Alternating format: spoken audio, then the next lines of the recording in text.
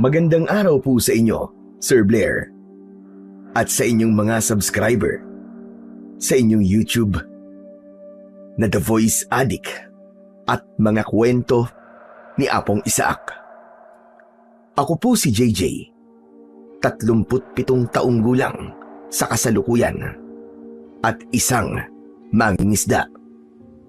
Isa po ako sa palaging nag-aabang at nakikinig po sa inyong mga kwento. Alam nyo, itong pagkahilig ko po sa mga kwento nyo, nagsimula talaga sa misis ko. Siya itong laging nakaabang at nakikinig habang naglalaba o kaya naman ay naglilinis ng bahay. Hanggang sa pati ako, nahawa na rin. Kaya naisipan ko pong isulat ang naging karanasan namin noon ng tatay ko noong dekada 90. Si tatay ay isa ring mangingisda noon at kasama niya po ako palagi sa laot. Maayos ho ang kabuhayan namin noon, pero nagkaroon kami ng problema nang mauso ang paggamit ng dinamita sa dagat. Yung dating masaganang huli, naging paunti-unti na lang dahil sa epekto nito sa kabuhayan namin. Yung ibang mga mangingisda gumaya na din at sumama sa isang grupo na pinamumunuan ni Mang Lazaro na siyang nagpauso ng pagpapasabog. Nakakapanghina sa tuwing maririnig ko yung malalakas na pagsabog habang nangingisda kami. Lalo at nakikita namin ni tatay na nasisira ang mga bahura, tapos ang daming mga maliliit na isda na nakalutang at hindi naman nila kinukuha. Ganun po kasama at kaganid ang mga kasama naming mga mangingisda noon. Ang kaso, dahil sa kanilang kasakiman, magigising ang hari ng karagatan. Malalagay sa alanganin ang lahat dahil dito ay may nakipag-alyansa sa akin. Isang nilalang na kinatatakutan ng lahat, ang aswang ng dagat. Ibinigay niya sa akin ang isang gintong plauta na gagamitin ko para sa isang misyon. Isang misyon para protektahan ang dagat laban sa isang makapangyarihan ding nilalang. Simulan ko na po, Sir Blair. Ako po ulit, si JJ. At ito ang aking kwento. Wala naman talaga atang isda rito eh. Ang aga natin gumising pero hanggang ngayon, lambat pa rin ang laman ng banyera natin. Huwag kang mainip, ganyan talaga ang pangingisda. Hindi naman to parang nasa palengke ka lang. Na paglapit mo, meron kagad. Nangangalay na po kasi ako eh. Kanina pa ako nagtatapon ng lambat pero wala pa rin. Baka naman po lumipat na sa ibang lugar ang mga isda. Lipat po tayo, tay. Doon oh, sa tabi po nila Mang Lazaro. Naku, yoko dun. Dito na lang tayo. Dahil dito ang paboritong tambayan ng mga galunggong at sapsap pag ganitong oras. Maghintay ka lang, JJ. Ang dagat ay nagbibigay yan sa mga taong marunong maghintay. Paano kung abutin po tayo ng tanghali rito tapos wala pa ring huli? Sayang naman po ang krudo natin. Ay nako, huwag kang puro reklamo anak. Mas lalong lalayo ang mga isda sa atin eh. Sige na, ihagis mo na lang ulit yung lambat at baka mamaya may dumaan dyan. Dalian mo na. Labag man sa loob ko, muli kong inayos ang lambat. Sige po, susubukan ko po ulit ha. Pero sana naman may makuha na. Itinaas ko ang lambat. Eksaktong iahagis ko na sana ito at biglang isang napakalakas na pagsabog ang bumasag sa katahimikan ng madaling araw. Sa sobrang gulat ko, nawalan ako ng balanse. Nahulog ako sa tubig. Agad akong lumubog, pero dahil sanay naman ako sa dagat, mabilis akong nakasisid at umahon paitaas. Pag-ahon ko, nakita ko si tatay na nakatayo na at abot-abot ang kaba habang nakatingin sa akin. Jay! JJ, ayos ka lang ba? Ayos lang po, Tay. Okay lang po ako. Kumapit ako sa gilid ng bangka at mabilis na sumampa pabalik. Basang-basa ako at nanginginig sa lamig. Sige na, hubarin mo na lang yung damit mo at itong long sleeve ko ang isuot mo para mabawasan ang panlalamig mo. Salamat po, Tay. Grabe ang lamig ng tubig. Nagulat talaga ako. Ang lakas po ng pagsabog na yun. Kaya nga ako man nagulat din dun sa pagsabog. Anak ng putya. Mga lintik talaga ang mga yan Sino po ba ang tinutukoy niyo, Tay? Sila Mang Tino at Mang Lazaro po ba? Sino pa ba? Sila lang naman ang walang pakundangan dito sa dagat. Akala mo sa kanila tong karagatan kung makagamit ng dinamita. Biglang hinampas ni tatay ang gilid ng bangka dahil sa labis na pagkainis. Wala silang pakialam kung anong masisira nila. Basta makakuha lang sila ng maraming isda. Bigla ako natahimik, lalo na nang makita ko mula sa malayo na tuwang-tuwa ang grupo ni Mang Lazaro habang iniaangat ang mga panghuli nila ng isda. Tignan niyo po, Tayo. Ang dami nga nilang huling isda. Nakakainggit naman. Piyesta na naman sila. Tapos tayo dito, walang mahuli maski isa, Tay.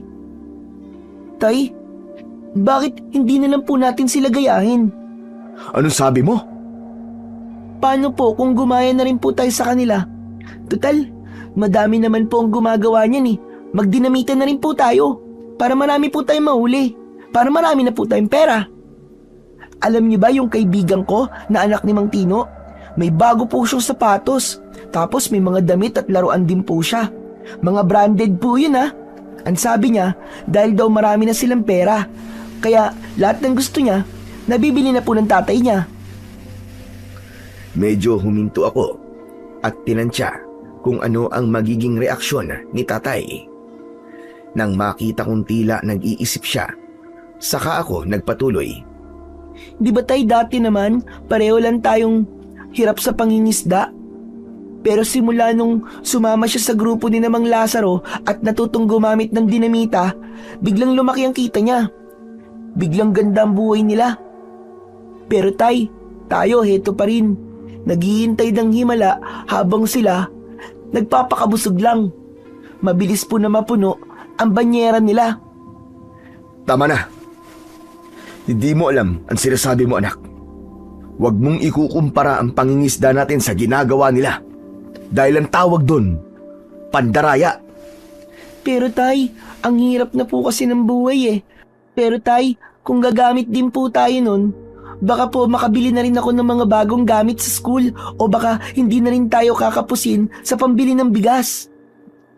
Makinig ka sa akin mabuti, JJ Alam mo, yung paggamit nila ng dinamita sa pangingisda, hindi lang mga isda ang pinapatay nila. Dinudurog niyan pati mga koralis sa ilalim. Alam mo ba kung gaano katagal bago mabuo mga koralis? Dekada, anak. Dekada. Tumayo si tatay. Seryoso pa rin ang kanyang muka habang nakatingin sa mga dati naming kasamahan. At alam mo ba kung ano ang mangyayari kapag nawala mga koralis? Wala nang matitirhan ang mga isda. Pero Tay, sabi po ng kalaro ko, ayos lang naman daw yun. Malaki naman daw ang dagat Hindi ito mauubusan ng isda. Hindi totoo yun. Mauubos at mauubos ang isda rito kung hindi nila ititigil ang pagpapasabog nila. Huwag kang bumilib sa mga yan, anak. Gusto mo ba na paglaki mo, wala ka nang mapangisdaan? Siyempre, ayoko po nun, Tay. Oh, ayoko din nun, anak. Nakakalungkot. Nalulungkot talaga ako sa tuwing nakikita ko silang ganyan ng binabalahuran dagat. Yan ang bumubuhay sa atin pero unti-unti nilang pinapatay dahil sa kanilang kasakiman. Naupo si tatay sa tabi ko at tinitigan ako sa mata. Alam mo ba, JJ, hindi naman ganito ang dagat natin dati. Noon, dun ka lang sa may tabi ng pampang, may makikita ka ng mga lumalangoy na isda. Kahit mamasyal ka lang, may makukuha ka ng ulam. Ngayon, kailangan na nating lumayo ng lumayo para lang makahuli. Kasi wala na eh. Wala nang mga koralis dito. Sabog na. Ganun po ba yun, Tay? Pag wala ng korales, wala na pong isda? Oo naman. Ikaw ba, pag halimbawang pinasabog ang bahay mo sa katitira, o di ba aalis ka? Ganon din ang mga isda, anak.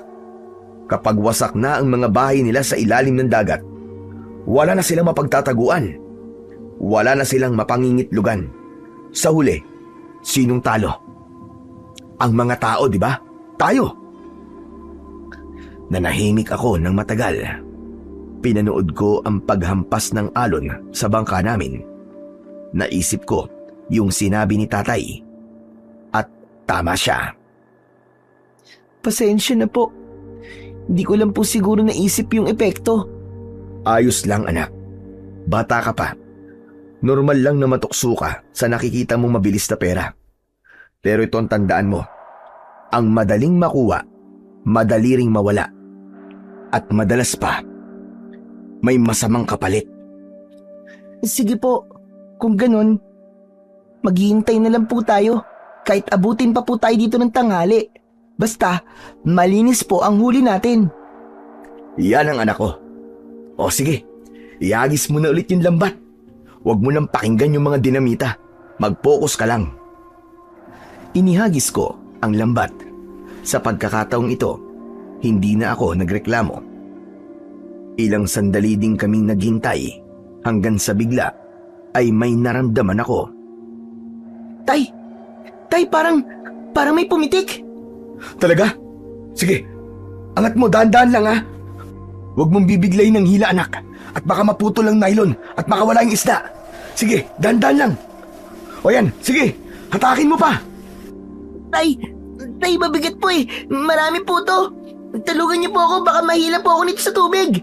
Sige. Oh, heto na. Sabayan mo ako ha. 1, 2, hila! Tay, ayan na. Ang dami nga. Yes! O diba? Sabi ko naman sa'yo, anak eh. Konting tiyaga lang. Makakahuli din tayo. Kaya nga po, ang galing. Wow, tignan niyo po. Ang daming sapsap saka may mga galunggong din. Ayos, diba tayo. May pang-ulam na tayo. At meron din kahit papano na maibibenta. Pambili ng mga kailangan natin sa kusina. Yes, matutuwa ang nanay mo nito. Nagtulong kaming dalawa sa pag-angat ng mabigat na lambat. Parehas kaming hinihingal ni tatay, pero nakangiti. Iba pala talaga ang pakiramdam kapag pinaghirapan mo ang gawain. Nagpatuloy pa kami sa pangingisda at makalipas ang halos 1 oras, napuno na ang dala naming banyera. Sa loob ng halos 2 linggo, ngayon lang talaga kami nakahuli ng ganito kadami, kaya tuwang-tuwa talaga kami. Itinuring namin yung himala ni tatay. Samantala, habang papunta na kami sa Pangpang, hindi ko maiwasang sabihin sa kanya ang nasa loob ko. Tay, tama po talaga kayo. Mas masaya nga pala kapag ganito. Tignan niyo ang mga isda oh, sariwang-sariwa. Kumakawag-kawag pa. Kung araw-araw ganito kadami pong huli natin, makakabili rin po kaya ako ng bagong bag at sapatos sa susunod po na pasukan? Oo naman, anak. Basta tutulungan mo lang si tatay. Sipag at tiyaga lang. Okay? Sige po, tay. Masaya ako habang pinanonood ang unti-unti naming paglapit sa Pampang. Sa isip-isip ko ay matutuwa ang mga kapatid ko kapag nakita nila ang mga huli namin. Pero habang papalapit kami ng papalapit, napansin kong hindi normal ang galaw ng mga tao. Karaniwan sa mga ganitong oras ay mga komprador na o yung mga namimili lang ang nasa may bagsakan. Pero ng mga oras na yon ay sobrang dami ng tao. Halos buong barangay ay naroon. May mga tumatakbo at may mga sumisigaw. Tay, ano pong meron doon? Bakit parang nagkakagulo po sila? Di ko nga alam eh. Mamaya na natin alamin. Ihanda mo muna ang mga tali. Ilang sandali pa ay sumadsad na ang bangka namin sa buhangin. Hindi na kami nag-aksaya ng panahon. Mabilis kong tinalon ang tubig at hinila ang lubid para itali sa kawayang tulos. Si Itay naman, imbis na buhatin ang banyera ng isda, ay iniwan muna ito sa bangka. Diyan ka lang muna. Huwag mong iiwan ang bangka natin. Natigilan ako sa utos ni tatay. Napasunod ang tingin ko sa kanya habang siya ay naglalakad palayo sa akin. Papunta siya doon sa may bagsakan. Pero dahil sa kuryosidad, hindi ako nakatiis. Nang matapos kong itali ang bangka, agad na rin akong sumunod sa kanya. Hoy, ba't mo iniwan ang bangka natin, anak? Di ba sabi ko ay doon ka lang? Tay, gusto ko din po makiusyoso eh. Okay lang po yun. Natatanaw pa naman po natin ang bangka. Wala naman po sigurong magtatangkang magnakaw ng mga isda natin. Ay nako, bahala ka nga o siya. Bilisan natin. Habang papalapit kami, ay may narinig akong umiiyak ng malakas. Nakita ko ang kalaro ko na kinikwento ko kay tatay. Hindi lang siya basta umiiyak, sumisigaw din siya kasama ang nanay niya at mga kapatid. Nakipagsiksikan kami sa mga tao. Makikiraan po! Makikiraan lang po! Nang makarating ako sa unahan, natigilan ako sa aking nakita. Para akong binuhusan ng malamig na tubig. Sa loob ng bangka na pinalilibutan ng mga tao ay may nakahigang lalaki. Duguan siya. Si Mang Tino pala yun. Ang tatay ng kalaro ko. Pero halos hindi ko na siya makilala. Napatakip ako sa aking bibig nang makitang putol ang mga kamay niya.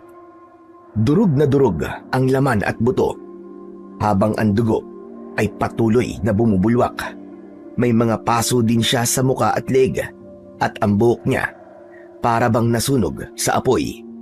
Sa gilid ay nakita ko ang isang mangingisda na kasama ni Mang Tino. Tulala siya at nakaupo lang sa buhangin habang nanginginig. Hindi pa ba dumarating ang ambulansya? Bakit napakatagal? Tawagan niyo nga ulit! Galit at taranta ang boses ni Mang Lazaro habang pabalik-balik sa paglalakad. Nakita kong lumapit si tatay sa kanya. Ano ba nangyari sa kanya, pare? Nasabugan ng dinamita. Hindi niya kasi kagad na ihagis eh. Sinisigawan ko na siya. Ang sabi ko, itapon mo na, itapon mo na. Pero wala eh.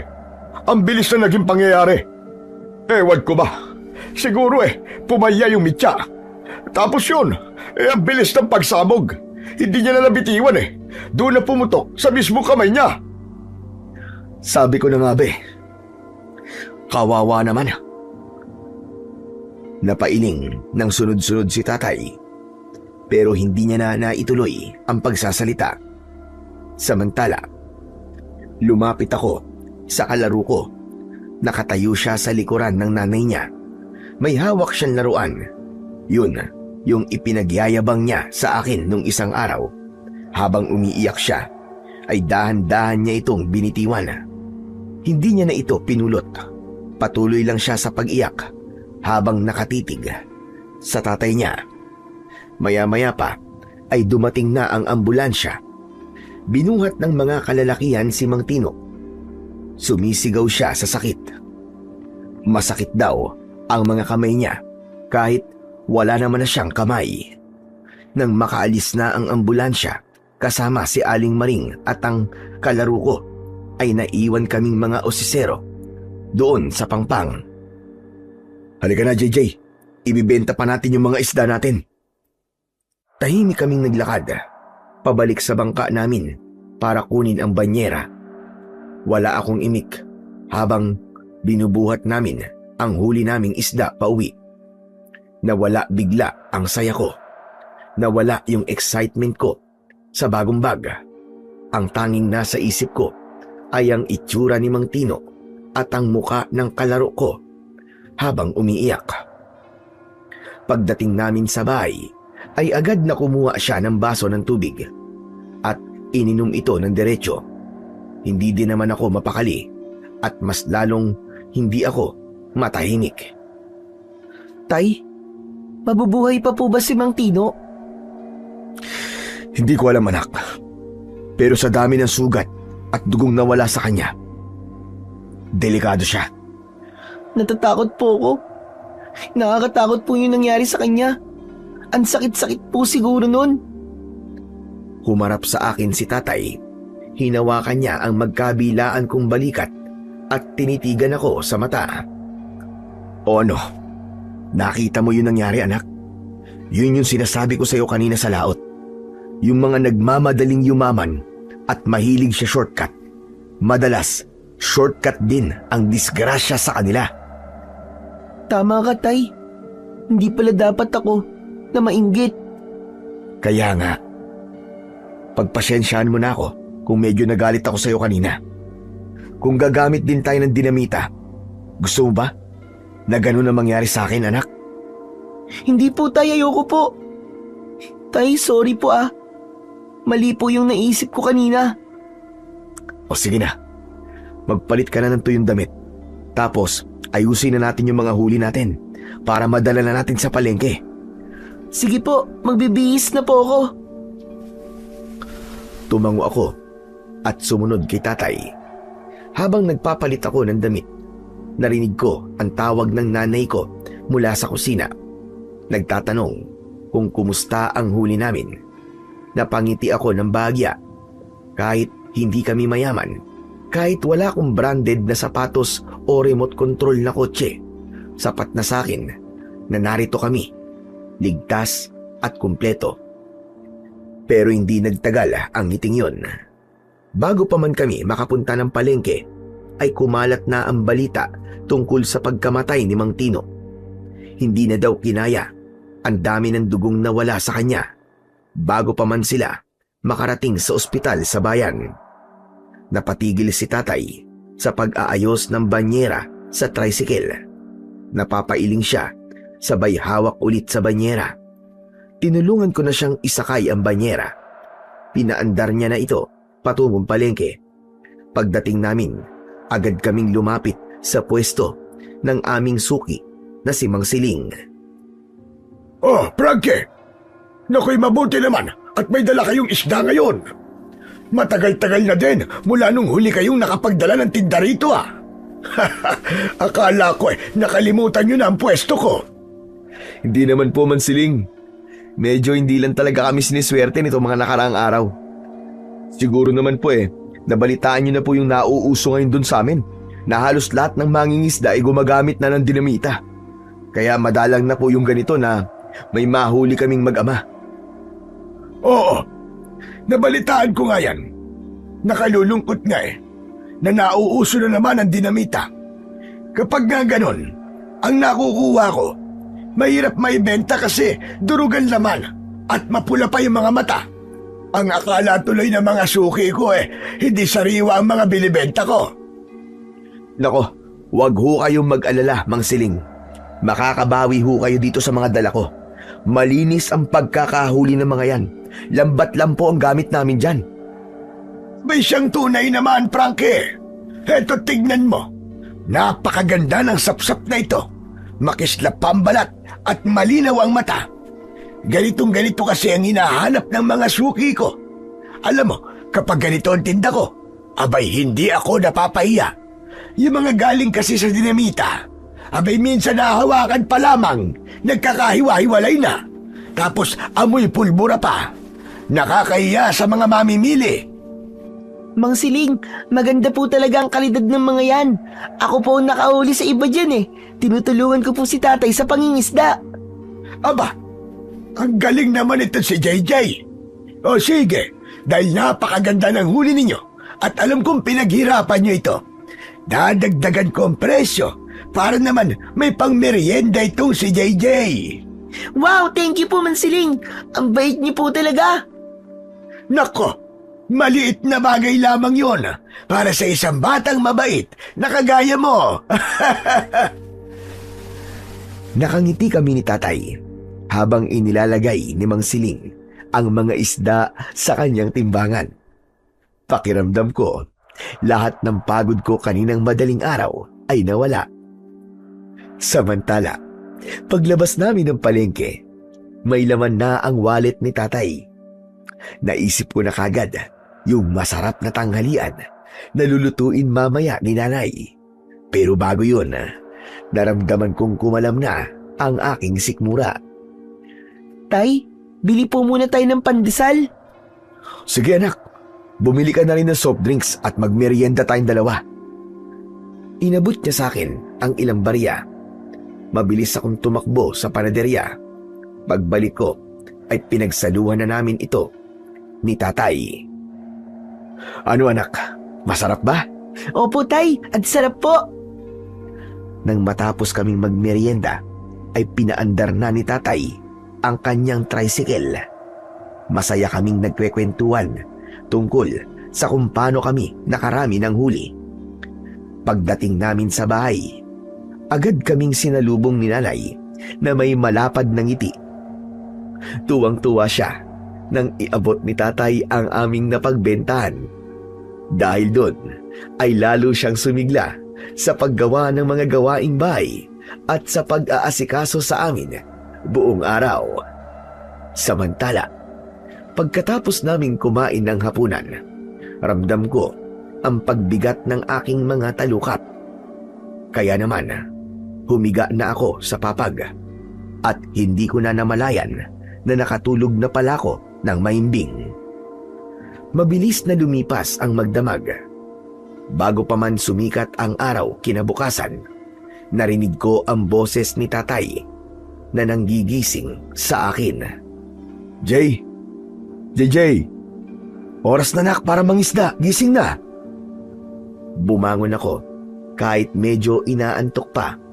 Naghilamos at uminom ng mainit na gatas. Maya-maya lang, naglakad na kami ni tatay patungo sa pangpang kung saan nakaparada ang aming bangka. Nang makalapit kami sa bangka, sinakay na namin ang mga kagamitan at unti-unting itinulak ang bangka sa tubig. Nang nasa laot na kami ni tatay, isang pamilyar na tunog ng motor ang narinig namin mula sa di kalayuan. Nakita namin ang bangka ni Mang Lazaro at iba pa niyang mga kagrupo. Nagkatinginan kami ni tatay, lalo na nang makita naming hindi pa rin pala sila nagtatanda. Gumagamit pa rin sila ng mga dinamita sa pangingisda. Isang malakas na pagsabog ang muli naming narinig. Anak ng putya naman oh! Kamamatay lang ng kasama niyo kahapon ah! Hindi pa rin kayo nadala! Mga hayop kayo! Mga hayop! Tay, tama na po. Baka marinig po nila kayo. Baka kung ano po ang gawin nila sa atin. Wala akong pakialam, JJ. Tignan mo sila oh. Parang walang nangyari. Nasa kabao na yung kasama nila ngayon. Pero hanggang ngayon, nagpapatuloy pa rin sila sa pagpapasabog ng dinamita. Nakakabwisit talaga. Mga walang utak. Mga utak galunggong. Tay, tama na po. Tumigil na po kayo. Mabuti na lang at tumahimik na si tatay. Huminga siya ng malalim at naupo sa gilid ng bangka. Pilit niyang pinapakalma ang kanyang sarili. Nanatili kaming tahimik habang pinapanood namin ang mabilis na pangunguha ng mga lumulutang na isda ng grupo ni Mang Lazaro. Para silang mga buwayang nag-uunahan sa huli. Walang pakialam sa pinsalang ginawa nila sa ilalim ng dagat. Wala na. Patay na ang pwestong to. Wala na tayong mauhuli dito. Nilipat po ba tayo, Tay? Hindi anak, uwi na tayo. Bahala na kung ano may uulam natin mamaya. Sigurado naman akong may natira pa mula sa pinagbentahan natin kahapon. Sige po. Aayusin ko na po itong mga lambat. Tahimik kong inayos ang lambat at habang inilalagay ko na ito sa timba, may napansin ako sa tubig. Tay! Tay! Ano yun? Parang lumalaki po ang tubig. Tingnan niyo po. Napatingin si tatay sa tubig. Nanlaki ang mga mata niya nang makitang lumalaki na nga ang mga alon at sa isang iglap ay umikot ang bangka namin. Tapos ay mabilis na tinangay papunta sa malayo. Anak! Yung motor! Paandarin mo yung motor! Dalihan mo! Sige po, Tay! Heto na po! Sinubukan kong paandarin ang makina ng bangka pero ayaw nitong umandar. Ang sagwan na nakunin mo! Magsagwan na lang tayo! Kailangan natin makabalik sa Pangpang ngayon din! Sinubukan namin magsagwan ng mabilis pero walang nangyayari. Kahit na anong gawin namin ay hindi umuusad ang bangka patungo sa Pangpang. Sa halip, lalo lang kaming inilalayo ng mga alon. Tay, bakit po ganito? May bagyo po ba? Bakit bigla-bigla naman? Walang bagyo, anak. Walang ibinalita. Pero wag mo nang isipin yon. Ituloy mo lang ang pagsasagwan. Huwag kang titigil. Malakas ang hila ng tubig sa ilalim. Kailangan malabanan natin yan. Pinagpawisan ako ng malapot kahit malamig ang simoy ng hangin. Ang mga braso ko ay nagsimulang manginig sa pagod. Tay, hindi ko na po kaya. Nangangawit na po ako. Kayanin mo, anak. Isipin mo nanay mo at ang mga kapatid mo. Sagwan pa, sige. Lakasan mo. Sabayan mo ko. 1, 2, 1, 2. Sagwan, anak! Nagsasagwan si tatay. Pero baka sa mukha niya ang kaba.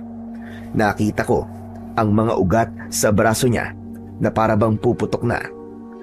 Pero sa kabila ng pagsisikap namin, ang bangka ay patuloy na umiikot at tinatangay ng misteryosong puwersa. Maya-maya pa ay panay ang lingon ko sa paligid. Tay, wala na po yung mga bangka ni Namang Lazaro ah. Malalaki ang mga bangka nila, anak. Kaya nakabalik na siguro sila sa Pampang. Pero wag yan ang atupagin mo. Kailangan mo mag-focus para makaalis na tayo rito. Sige po, Tay. Diyos ko, ano ba nangyayari? Tulungan niyo po kami ng anak ko nang makauwi ng ligtas. Biglang may narinig kaming malakas na ugong. Hindi ito galing sa makina, kundi galing sa mismong ilalim ng tubig. Para bang may malaking bagay na gumagalaw sa kailaliman. Ang bangka namin ay umangat ng bagya. Pagkatapos ay mabilis na bumagsak sa tubig. Tay, natatakot na po ako. Baka mahulog po tayo sa tubig, Tay. Kumapit ka sa katig, anak. Bitiwan mo na ang sagwan. Binitiwan ko ang sagwan at yumakap sa kahoy na katig ng bangka. Ang dagat ay naging mas magulo. Ang mga alon ay hindi na nanggagaling sa iisang direksyon. Nagbabanggaan na sila sa paligid namin. Hanggang sa isang malaking alon ang humampas sa gilid ng bangka namin. Muntik na kaming tumaob. Pumasok ang tubig sa loob ng bangka. Limasin mo ang tubig, anak! Limasin mo, dali! Bumitaw ako sa katig at kinuha ang panlimas. Mabilis kong nilimas ang tubig habang si tatay ay patuloy sa pagsasagwan. Pero wala talaga kaming puwersa. Tay, hindi na po ba tayo makakabalik? Mamamatay na po ba tayo dito? Hindi, anak. Hindi tayo mamamatay. Huwag mong iniisip yan. Binitiwan ni tatay ang sagwan at niyakap niya ako ng maigpit. Kumapit ka sa akin, JJ. Huwag kang bibitaw kahit na anong mangyari. Biglang tumaas ang tubig sa harap namin. Parang isang pader na tubig yon. Mabaho ito, para bang pinaghalong amoy ng pulbura at amoy ng nabubulok na isda. Tay! Pikit, JJ! Pikit! Bago pa man humampas ang tubig, narinig ko ang boses ni tatay na nagdarasal at narinig ko rin ang isang tunog. Parang maraming boses na sumisigaw mula sa ilalim ng dagat.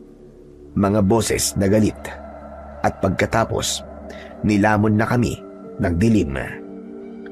Hindi ko na alam ang nangyari pagkatapos mangyari nun. Basta nagising ako nang maramdaman ko ang init ng araw na tumatama sa mukha ko. Bigla kong napaubo.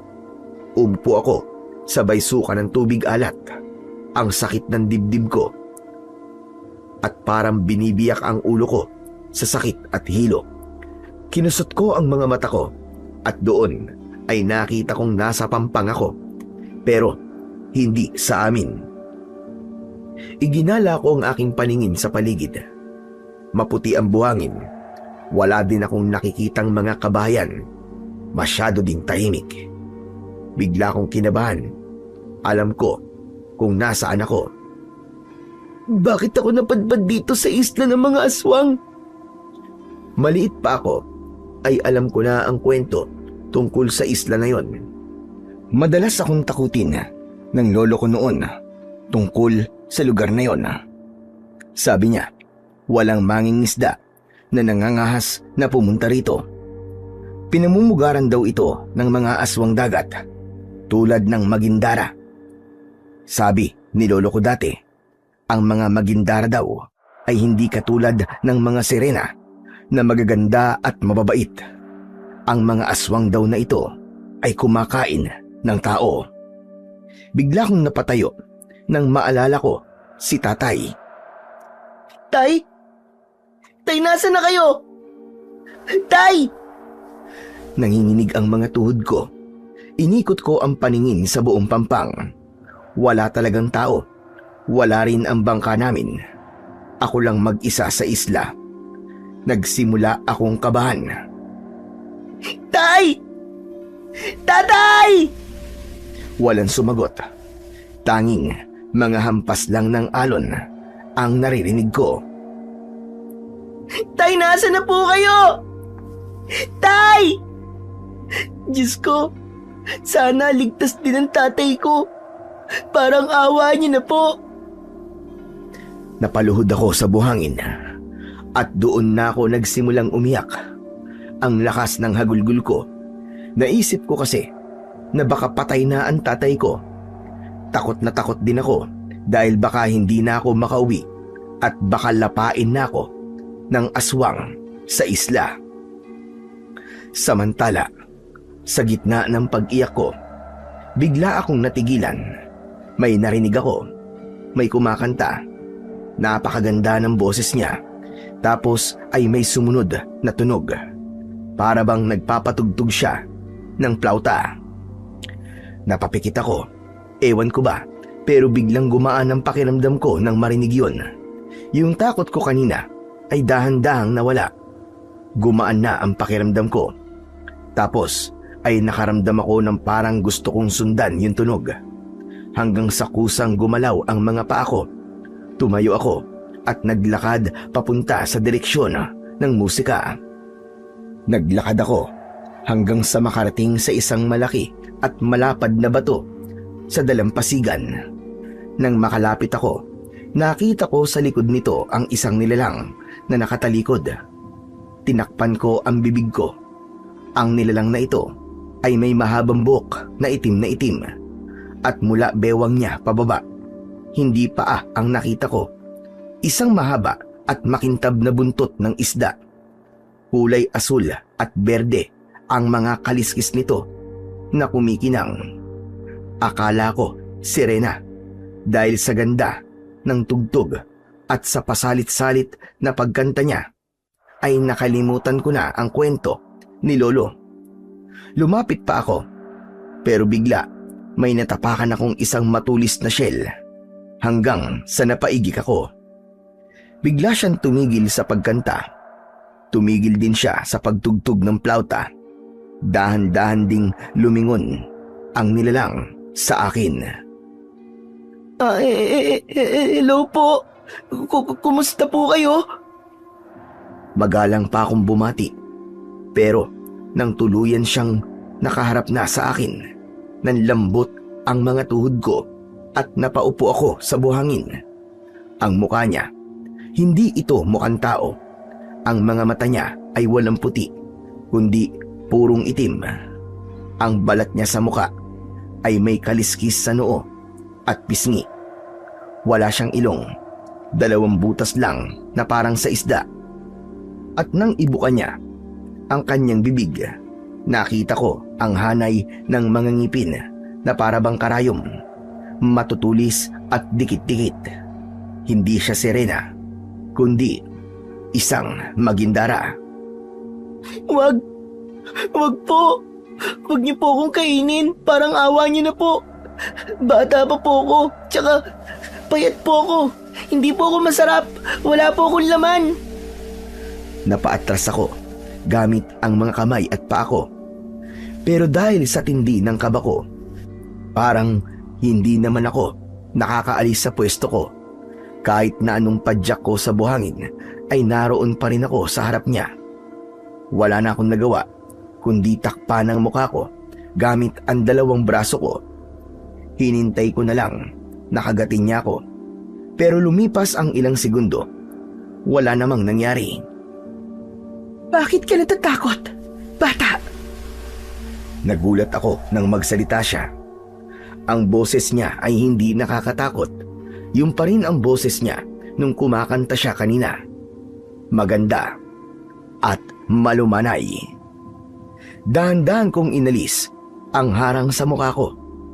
Nakatingin pa rin siya sa akin. Hindi siya gumagalaw para atakihin ako. Nakaupo pa rin siya habang hawak ang isang bagay na parang plauta. Hindi niyo po ba ako kakainin? Hindi ako kumakain ng mga inosenteng katulad mo. Lalo at matagal na namin kayong pinanonood ng tatay mo, JJ. Hala, kilala niyo po ako? Oo naman, kilala kita. Kasi tanging kayo lang ng tatay mo ang mangingisda na hindi gumagamit ng pampasabog. Kayo na lang ang tanging rumirespeto sa dagat. Lumapit siya ng bahagya sa akin. Gumapang siyang parang ahas, pero habang palapit siya, nawala na yung takot, lalo na at nakita ko sa mga mata niya yung lungkot. Alam mo ba, galit na galit na ang mga kauri ko dahil sa walang habas nilang paglapastangan sa tubig. Hindi nila alam, marami na sa amin ang namatay. Nahihirapan na din kaming huminga sa ilalim ng tubig dahil sa lason at pulbura. Kaya kailangan mo kaming tulungan, JJ. Ha? Po?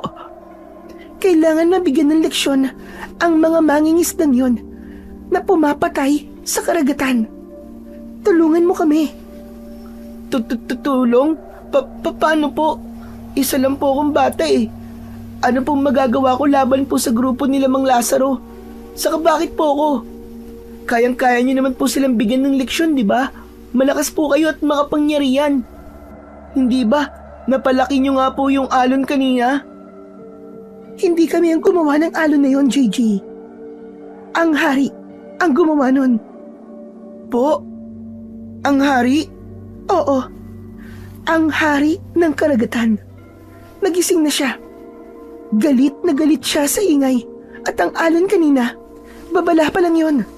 Kapag hindi tumigil ang mga tao sa pagsira sa bahay niya, lilikha siya ng bagyo na magpapalubog sa buong baryo ninyo. Walang matitira. Pati kami, mawawasak. Huwag naman sana.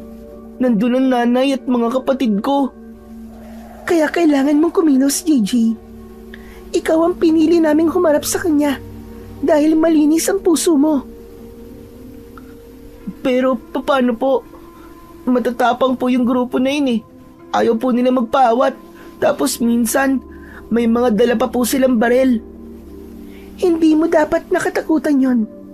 Ang dapat mong katakutan ay ang lalaki na kasama nila na kinatatakutan din namin. Po? Ano pong ibig niyo pong sabihin? May lalaki doon na may taglay na itim na kapangyarihan. Delikado siya. Kaya hindi kami makalapit sa kanya. Kasi napapaso o nasasunog kami sa mga orasyon niya. Nakakatakot naman po. Pero paano ko po siya makikilala at paano ko po siya matatalo? Wala naman po akong kapangyarihan eh. Meron, JJ. Dahil bibigyan kita. Iniabot niya sa akin ang kanyang plauta. Tinanggap ko ito. Nang mapasa kamay ko ito, ay saka ko lang napansin na lumang-luma na ito at kulay berde na dahil sa dami ng lumot na nakakapit. Meron ding mga maliliit na kabibe na nakadikit sa dulo. Para saan po ito? Ang plautang yan ay regalo sa amin ng hari nung unang panahon. May kapangyarihan yan. Basta't alamin mo lang kung paano gamitin. Hanapin mo ang taong nakakaalam sa musika na makapagpapalabas ng kapangyarihan yan. At siya ang magtuturo sa'yo. Sino pong tao? Malalaman mo rin, JJ. Basta't ingatan mo yan. Huwag mong iwawala. Sige po. Salamat po dito. Asahan niyo po na gagawin ko po makakaya ko. Teka, nasan na nga po pala ang tatay ko? Okay lang po ba siya? Ngumiti ang Magindara. Sa pagkakataong ito, hindi na nakakatakot ang ngipin niya.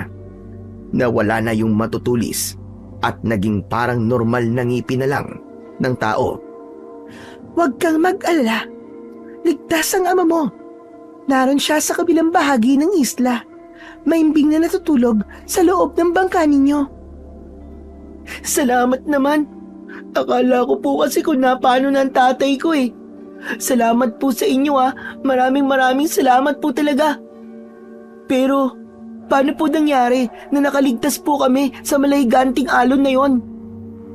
Ako at ang mga kauri ko ang nagligtas sa inyo. Hala, maraming salamat po talaga sa inyo. Kundi po dahil sa inyo, baka nawala na po kami ngayon. Utang namin sa inyo ang buhay namin. Huwag mong isipin yon, JJ. Alam kong mababayaran mo rin ang tulong na ginawa namin. Malaki ang tiwala ko sa iyo. Ikaw ang makapagliligtas sa mga tao rito, pati na rin sa aming mga taga-dagat. Hindi ko po alam kung paano po mangyayari yon.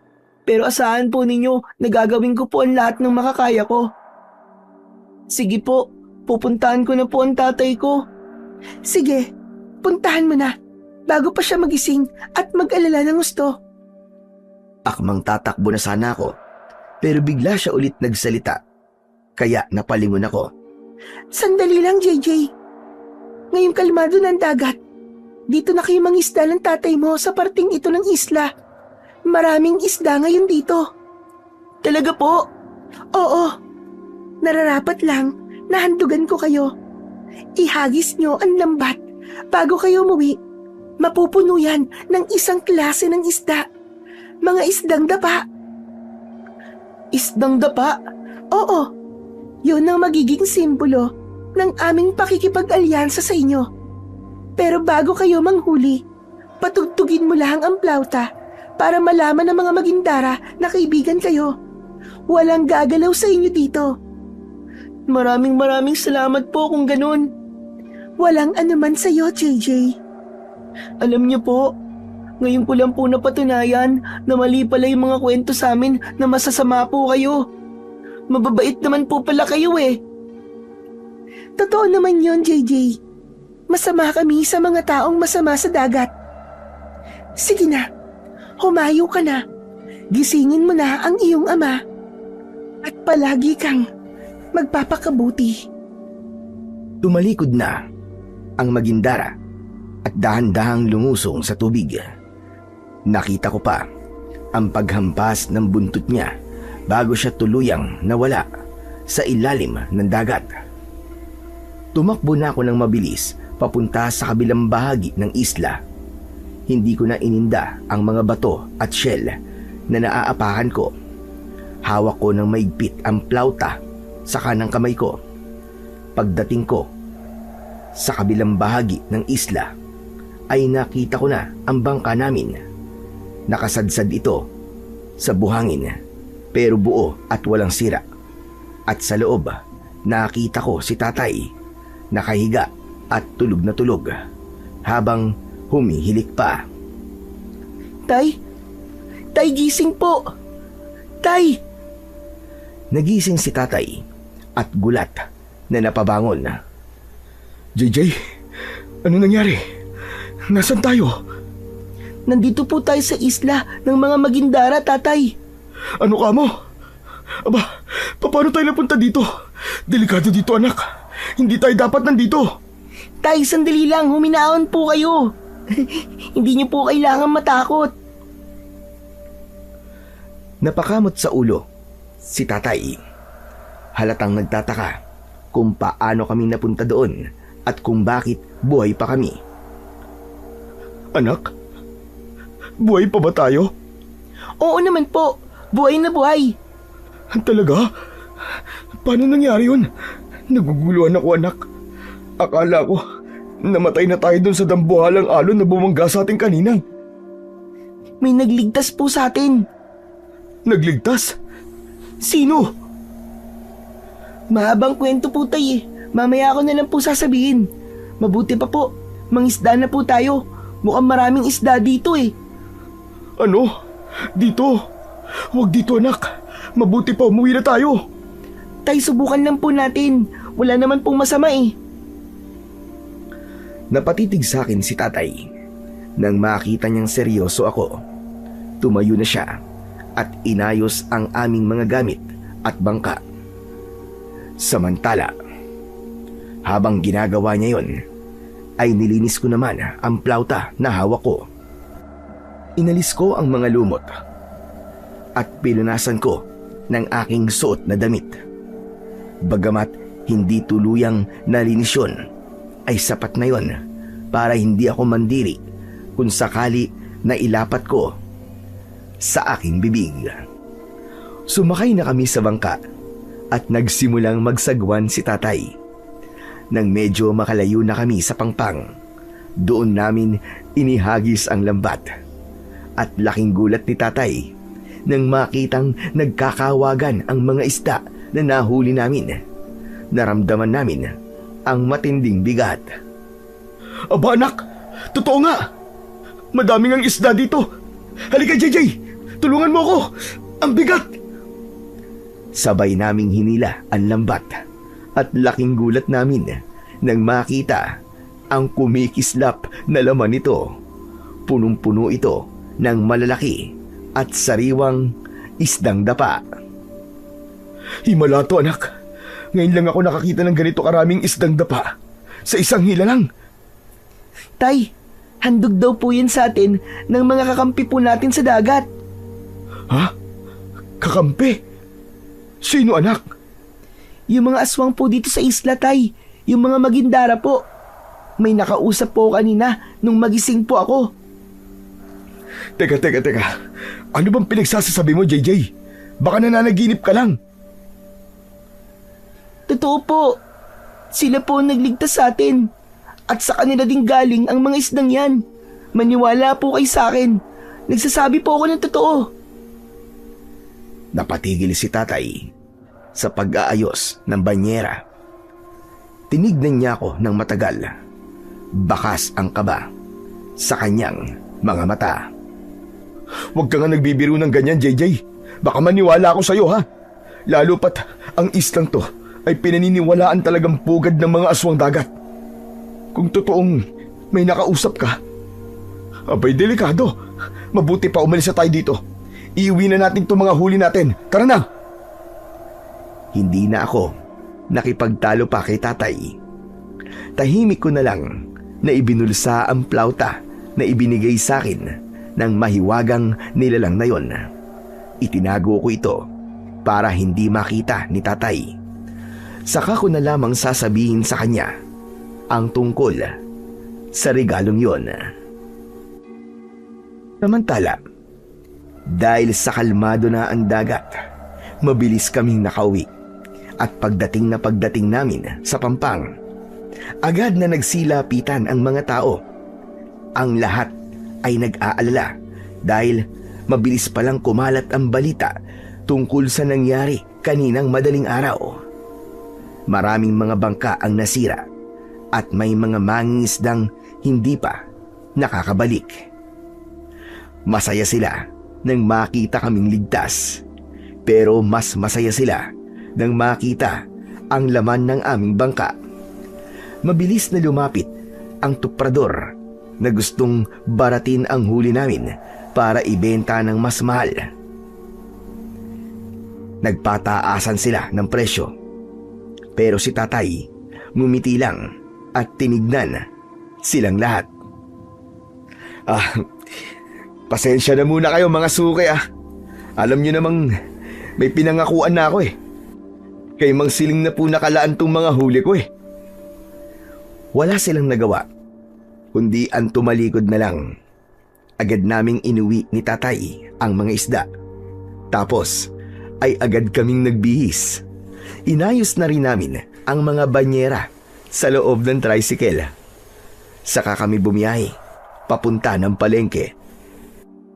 Biglang nagliwanag ang muka ni Mang Siling nang makita kami. Agad niya kaming sinalubong.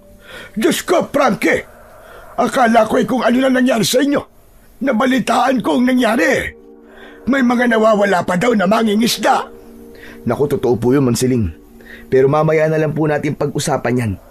Kasi baka mamaya, mabalisa po itong mga isdang dala ko. Oo nga naman. Ano ba yung mga huli mo ngayon? Mga isdang dapa po. Pinagkaguluhan to kanina dun sa playa. Pero hindi ko po binigay. Para po sa inyo talaga ang mga to. Fresh na fresh po mga yan. Aba, talagang naging sunod-sunod na ang swerte ninyong mag-ama. Pangalawang araw na to, na maganda ang huli ninyo. Kaya nga po Sana nga po magtuloy-tuloy na po ang swerte. Magtutuloy-tuloy yan. Basta't maniwala ka lang. Heto ang bayad. Pinresyohan ko yan na sa pinakamataas na presyo. Naku, Mang Siling, maraming salamat po. Habang nag-uusap ang dalawa, hindi ko napansin na bahagyang lumitaw ang dulo ng plauta mula sa pagkakasuksok nito sa akin sando. Agad itong napansin ng matanda. JJ, ano ba yung nakalawit na yan? Ito po ba? Napulot ko lang po to kanina dun po sa may pangpang. Laruan lang po ito, nagawa po sa lumang kahoy. Tinignan ako ng matagal ni Mang Siling. Parang sinusuri niya kung nagsasabi ba ako ng totoo. Pagkatapos ay tumango lang siya at itinuloy ang pag-aayos ng mga isda sa kanyang pwesto. Mang Siling, uwi na po kami Maraming salamat po uli sa inyo. Sige. Mag-iingat kayo sa pag-uwi. Tumango kami ni tatay bilang paggalang. Pagkatapos ay tumalikod na kami at diretso ang lakad papunta sa aming nakaparadang tricycle sa gilid ng palengke. Habang naglalakad, ramdam ko na may nakatingin pa rin sa akin mula sa likuran. Hindi ko na kailangang lumingon para malaman kung sino. Alam kong si Mang Siling yun. Isinakay na namin ang mga walang lamang banyera sa loob ng sidecar. Pagkatapos ay pinaandar na ni tatay ang motor ng kanyang tricycle. Sa loob ng ilang minuto, mabilis naming binigtas ang kalsada at nakarating kagad kami sa aming bahay. Pagdating namin, ramdam ko pa rin ang pagod, pero mas nangibabaw ang tuwa dahil sa dami ng huli namin at sa laki ng kinita ni tatay. Mabilis na lumipas ang oras. Habang nagpapahinga kami ni tatay sa balkonay, ay may biglang tumawag mula sa labas ng aming bakod. Nagulat kami nang makitang si Mang Siling pala ang aming bisita. Frankie, naku, pasensya ka na sa istorbo Mang Siling, kayo pala. Bakit po pala kayo napasugod dito? May problema po ba sa isdang nakuha niyo sa amin kanina? Ay wala. Walang problema sa mga isda iyo. Iba ang ipinunta ko rito. Kung ganun ano po, may kailangan po ba kayo, Mang Siling?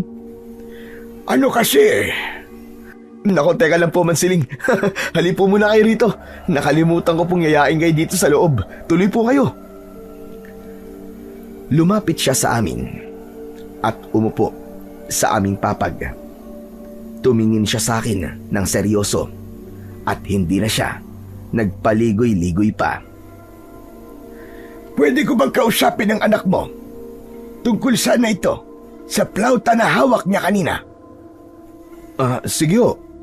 Salamat. JJ iyo.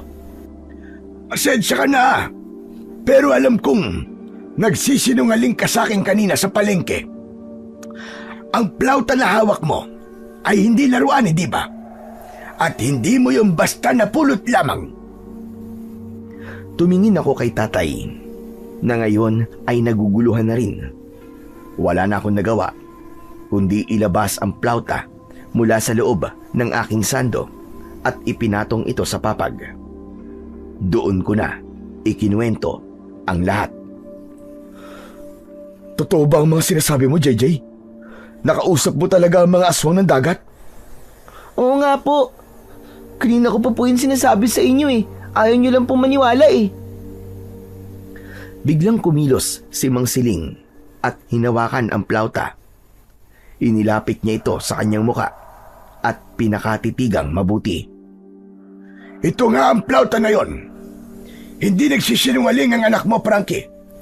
Bigay nga ito ng mga magindara. Bigay ng mga magindara? Bakit naman po siya bibigyan ng luma at malumot na bagay na yan? Huminga ng malalim si Mang Siling at tumingin sa akin. Hindi niya sinagot ang tatay ko. JJ, kumuha ka ng isang mangkok ng tubig na may asin at ikuha mo din ako ng malinis at puting tela. Mabilis akong sumunod. Pagbalik ko, inilapag ko ang tubig sa mesa. Tapos ay dahan-dahan niyang inilubog dito ang plauta. Habang inilulubog niya ito, ay may ibinubulong siyang mga salita na hindi ko maintindihan. Ilang sandali pa ay kinuha niya ang plauta at ibinalot sa puting tela. Doon tayo sa loob. Delikado dito at baka may makakita. Pumasok kami sa loob ng bahay. Nagtataka man ay naging sunod-sunurang kami sa matanda. Sa loob ay dahan-dahan niyang hinaplos ang makapal na lumot at dumi gamit ang tela. Nakita ko na parang kusang natutuklap ang kulay berdeng balot ng plauta. Nang matapos ang paglilinis, nanlaki ang mga mata ni tatay.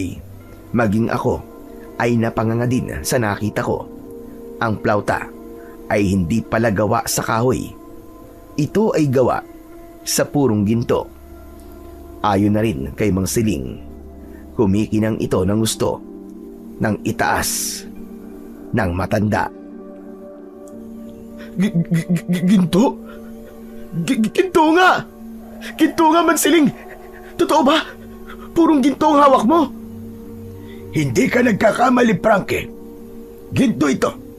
Pero hindi ordinaryong ginto na nahuhukay sa lupa. Ginto ito ng dagat. Ibinaba ni Mansiling ang plauta sa mesa nang may pag-iingat.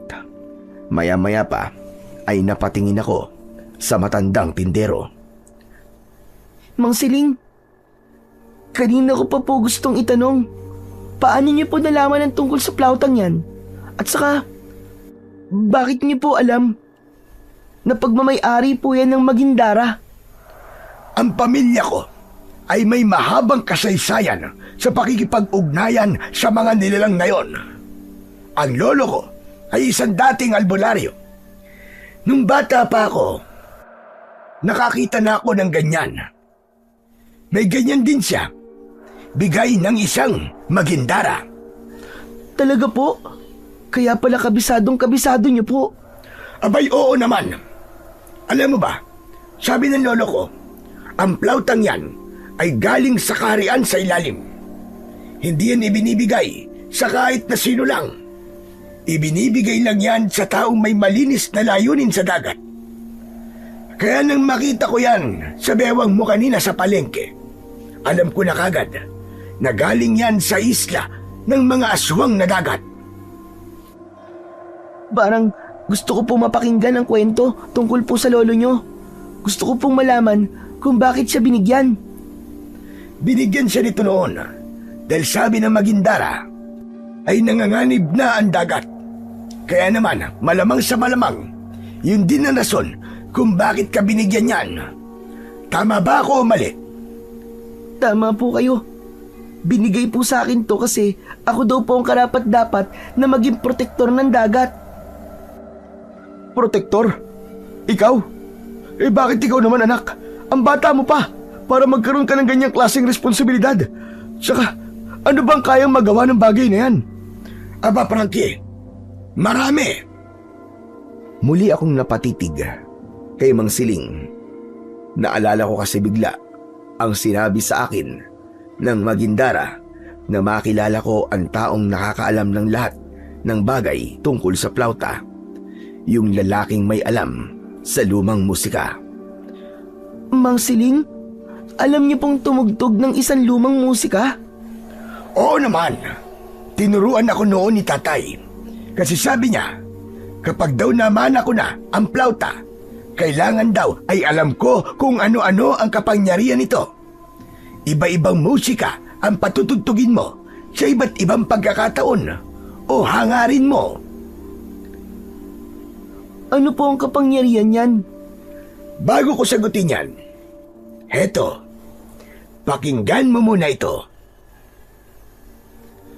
Muling pinulot ng matanda ang plauta at inilapat ito sa kanyang bibig. Dahan-dahan niya tong hinipan. Isang mahaba at malinis na tunog ang lumabas. Habang tumatagal, ang tunog ay tila pumapasok sa loob ng aking dibdib. May mainit na enerhiya akong nararamdaman. Pakiramdam ko ay lumuluwag din ang bawat paghinga ko at para akong inaantok. Nang ibaba ni Mansiling ang plauta, nagkaroon ng katahimikan sa pagitan naming tatlo. Tumingin siya sa akin ng seryoso.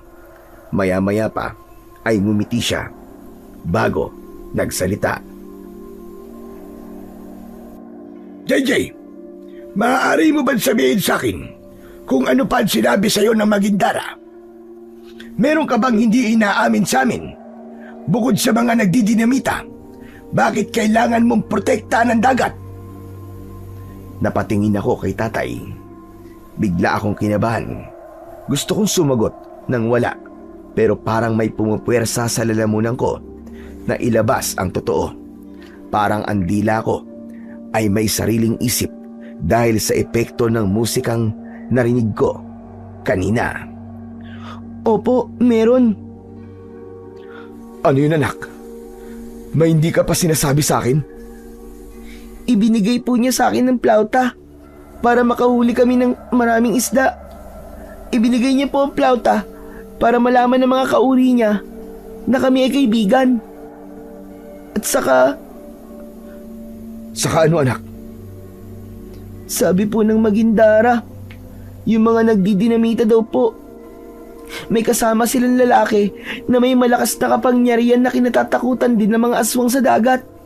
Delikado daw po siya. Hindi daw nila mapipigilan ito dahil nasusunog sila sa orasyon na ginagawa ng lalaking yun. At ikaw ang makikipaglaban sa lalaking yun? Ano namang alam mo sa pakikipaglaban sa mga taong may kapangyarihan? Mang Siling, pwede bang kunin mo na lang yan? Baka mas kaya mo lumaban dahil alam mo kung paano gamitin ang bagay na yan. Hindi pwede, Frankie. Ang bagay na ito ay ipinagkaloob sa anak mo. Hindi ito pwedeng kuhanin o angkinin ng sino man. Siya ang pinagkatiwalaang maging protektor ng karagatan. Sa kanya ito ibinigay dahil alam ng Magindara na si JJ ang tanging tao na makatutulong sa kanila laban sa masamang lalaki na ito. Tama po si Mang Siling, Tay. Saka, kung di ko po gagawin ang misyon ko, delikado po tayong lahat. Gising na po ang hari ng dagat. Kapag hindi tumigil ang mga nagdidinamita, Palulubugin po ang baryo natin. Yan po ang sabi ng Magindara sa akin, Tay. Bakit ngayon mo lang yung sinasabi, anak? Ano ka ba naman? Pinag-aalala mo naman ako eh. Talagang ayaw ko po talagang sabihin kasi alam ko po mag-aalala kayo eh. Sorry po, Tay. Anong masasabi nyo? Di ba't mahusay naman ang kapangyarihan ng plauta? Pero, Mang Siling, paano naman po nakakatulong yun sa pagpuksa po ng kalaban? Doon naman papasok ang ikalawang kapangyarihan nito. Anong kapangyarihan? Ang tugtog nito ay may kakayahang magpalayas o lumupig sa mga masasamang nilalang na magtatangkang sumira sa dagat. Yun lang ho. Bakit naman hindi may detalye, Mansiling, kung ano po ang kaya niyan? Paano pong tutugtog lang? Mamamatay na po agad ang kalaban dahil doon? Hindi ko na kailangan sabihin kasi malalaman at malalaman din niya ni JJ. Siya na ang bahalang tumuklas doon. At ang pangatlong kapangyarihan. Meron pa? Ano naman po yun? Ang kapangyarihang makapanggamot. Talaga po? Wow! Madami po palang kapangyarihan ng plauta na yan.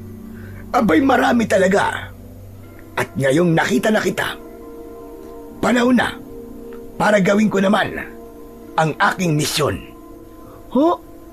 May mission din po kayo? Oo.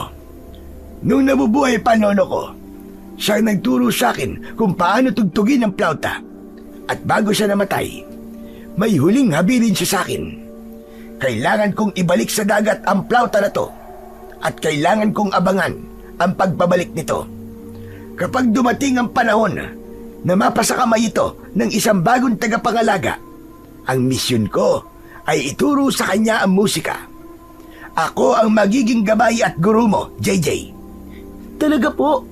Ibig sabihin tong plauta na to ay yung plauta po na pagmamay-ari ng lolo mo ay iisa? Tumango siya sa akin, sabay ibinalik sa akin ang plauta. Tutulungan kita, JJ.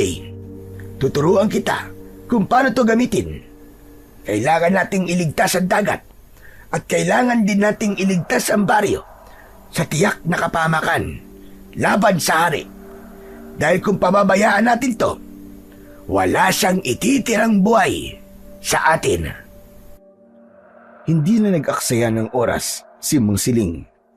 Nang hapon ding yun, sinimulan niya ang pagtuturo sa akin. Doon kami pumwesto sa sala habang nakikinig lang si tatay at nanay sa isang tabi. Tinuruan niya ako kung paano ang tamang paghawak sa gintong plauta. Pati ang pagkontrol sa hangin ay itinuro niya. Paulit-ulit kong sinubukan ang mga itinuro niya hanggang sa makuha ko ang tamang tono. Masakit sa panga at nakakahapo sa dibdib, pero desidido kong matuto. Lumipas ang mga araw at naging routine na namin ito. Bago namin gawin yon, gigising kami ni tatay ng madaling araw para pumalaot. Tulad ng dati, palaging puno ang aming banyera ng malalaking isda habang ang iba ay hirap na makahuli. Maski ang mga nagdidinamita ay paunti ng paunti na din ang kanilang naiuuwi. Pagkatapos ay didiretso kami sa palengke para ibigay ang mga huli kay Mang Siling. Pagdating ng hapon, pumupunta siya sa bahay namin. Doon niya ako tuturuan ng iba't ibang klase ng tugtog. Meron para sa pagtawag ng isda, may himig para pakalmahin ang dagat, sa panggagamot at iba pa. Habang tumatagal ay nagiging gamay ko na ang pagtugtog. Pakiramdam ko ay nagiging bahagi na ng katawan ko ang plauta. Pero sa kabila ng mapayapang takbo ng aming buhay, hindi namin alam na may nagbabadyang panganib sa amin. Isang umaga, halos lumubog ang gilid ng aming bangka sa bigat ng aming dala. Pagdaong namin sa aplaya, Agad na napansin ng mga tao ang aming mga huli. Uy, grabe dami niyan ah. Mabuti pa kayo dami yung huli. Samantalang kami wala. Puro lubot at basura. Wala pang 5 minuto ay pinagkaguluhan na kami sa playa. Punong-puno kasi ang halos 5 banyera ng isda na ibinaba namin ni tatay sa bangka. Ang mga isda ay sariwa at malalaki. Sa gitna ng kasiyahan at ingay ng mga tao, biglang may dumating. Hinawi nito ang mga tao. Frankie! Frankie, pare! Oh, paring Lazaro. Bakit? May kailangan ka ba? Oo. Wala kami kasing masyadong huli ngayon eh. Kailangan ko ng patinda para sa mga suki ko sa bayan. Akin na lang lahat ng yan. Bibiling ko. Inilabas niya ang kanyang pitaka at binuksan yun. Ipinakita sa lahat ang madaming pera. Umiling si tatay at ngumiti ng tipid. Pasensya ka na paring Lazaro. Pero may nagmamay-ari na ng lahat ng huli namin. Maya-maya lang kukunin na to eh. Sino? Sisiling na naman? Hayaan mo na yon. Babayaran kita ngayon din. Cash. Dodoblehin ko ang presyo. Basta sa akin mo ibigay. Nagbulungan ang mga tao sa paligid. Malaking pera ang iniaalok ni Mang Lazaro. Kung iba siguro ang kausap niya, baka pumayag kagad. Pero kilala ko si tatay. Meron siyang isang salita. Lazaro, nakakaya sa suki ko eh. Kung ibibenta ko to sa iba, lalo na at nangako na ako.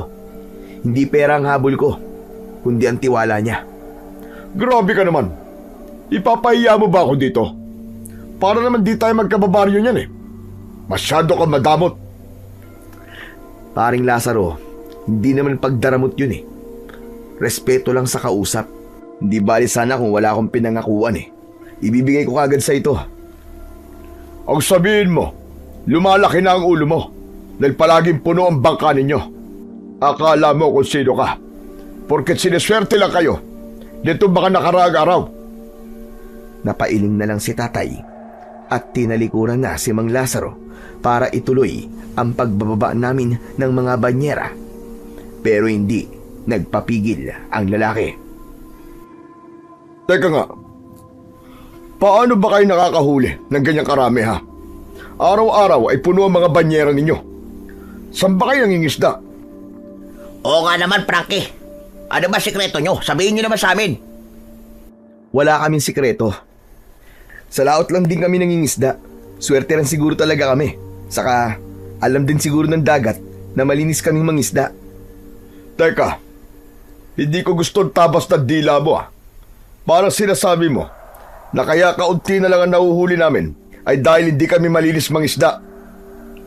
Wala naman akong ibig sabihin doon, pre. Huwag mo masamain ang sinabi ko. Huwag masamain.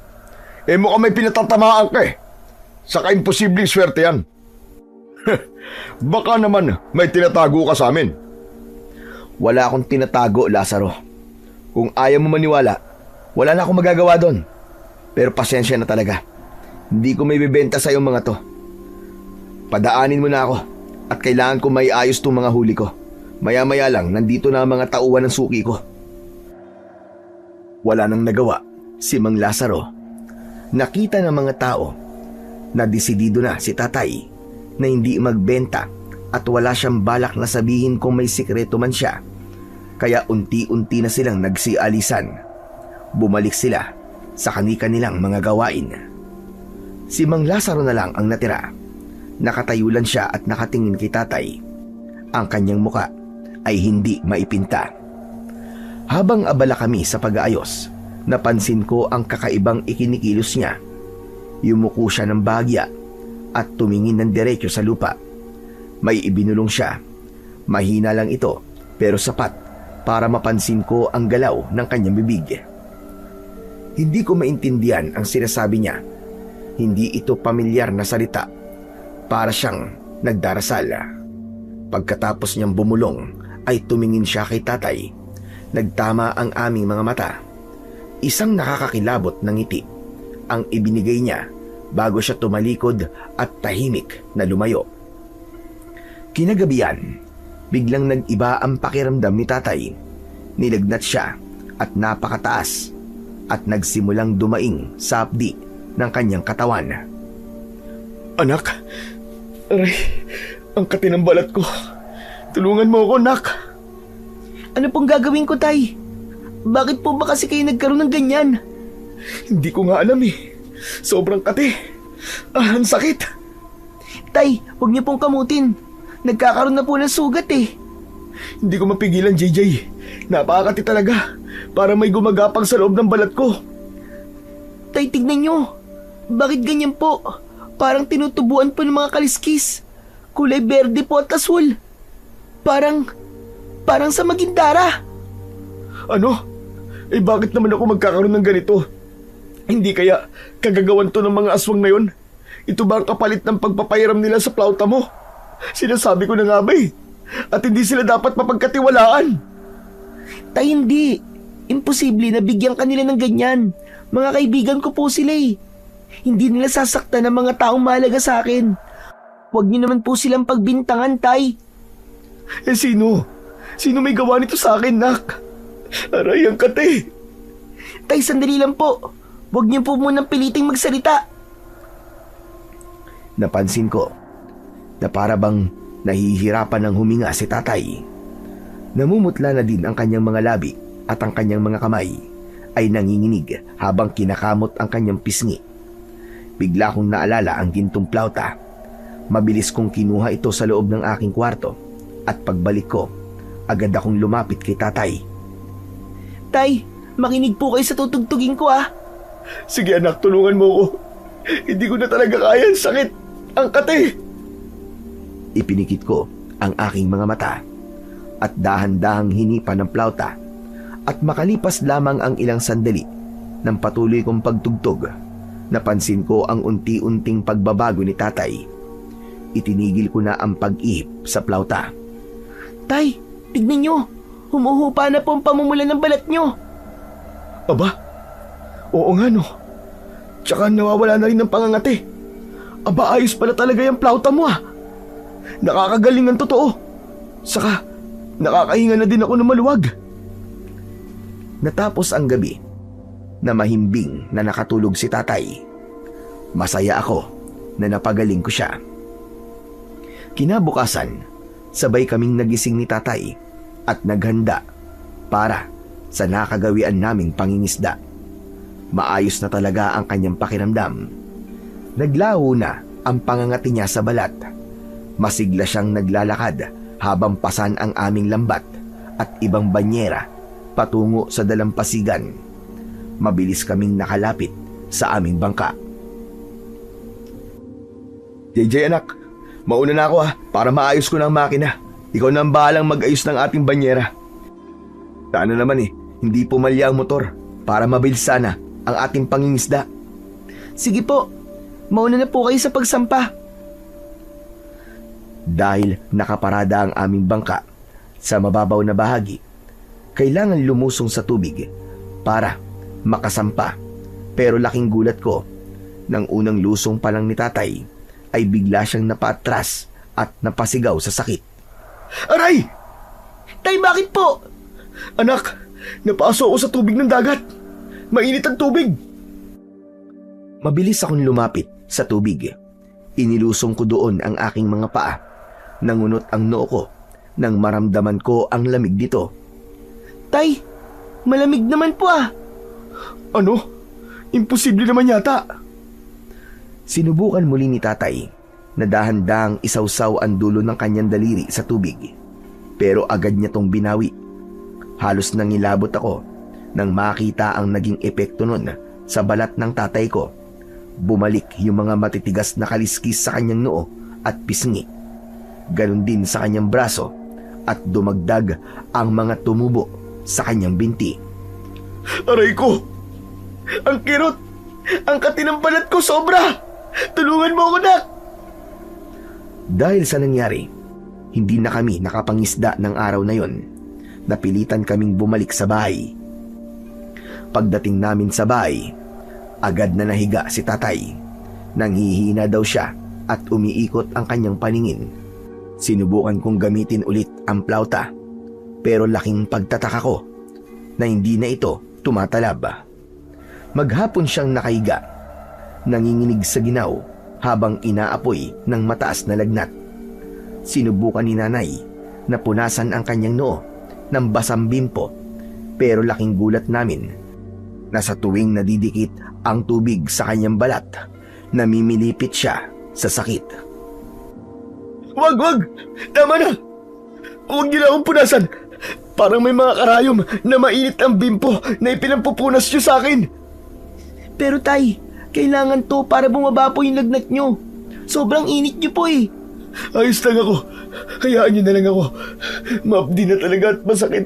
Parang awa niyo na. Huwag niyo na akong babasain ng tubig. Awang-awa ako kay tatay sa mga oras na yon. Hindi ko alam kung anong gagawin ko dahil pati ang tubig na dapat ay pampagaling ay naging sanhina ng kanyang paghihirap. Pagdating ng hapon, narinig namin ang pagtawag ni Mang Siling sa labas ng bahay namin. Agad siyang pinagbuksan ni nanay ng pinto. Pinatuloy niya sa loob ang matanda. Mang Siling? Ano nangyari? Bakit hindi kayo nakapagbenta ngayong araw? Mang Siling, may masama po kasing nangyari kay tatay. Pwede niyo po ba siyang tignan? Pumasok si Mang Siling sa kwarto. Laking gulat niya nang makita ang kalagayan ni tatay. Diyos ko, Frankie! Ano nangyari sa'yo? Hindi magawang magsalita ni tatay. Kaya naman, ako na ang sumagot. Kagabi pa po siya ganyan. Pero, napagaling naman po ng plauta. Kaya alam po na nasa dagat na siya. Bumalik po ulit yung pananakit. At naging mas grabe pa po. Hindi na po siya mapagaling ng plauta, Mang Siling.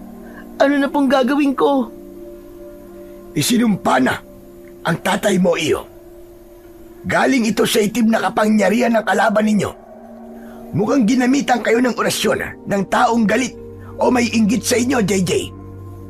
Sige, kunin mo ang plauta. Hindi sapat ang itinuro ko sa'yo para maalis ang sumpang ito.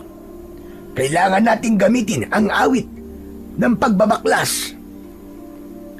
Kinuha ko ang gintong plauta at iniabot yon sa matanda. Pero ibinalik niya ito sa akin. Hindi ako, iyo. Ikaw ang tagapangalaga, kaya ikaw ang dapat na gumamit. Tuturuan lang kita ng bagong nota. Sundan mo ang bawat kumpas ng kamay ko. Sige po, gagawin ko po, Mang Siling. Ang musikang ituturo ko sa'yo ay ang himig ng pagbabaklas. Ang kapangyarihan nito ay hindi lang para magpagaling, kundi para ibalik ang masamang enerhiya sa pinanggalingan nito. Habang tinutugtog mo ito, ang sakit na nararamdaman ng tatay mo ay unti-unting maglalakbay, pabalik sa taong nag-orasyon sa kanya.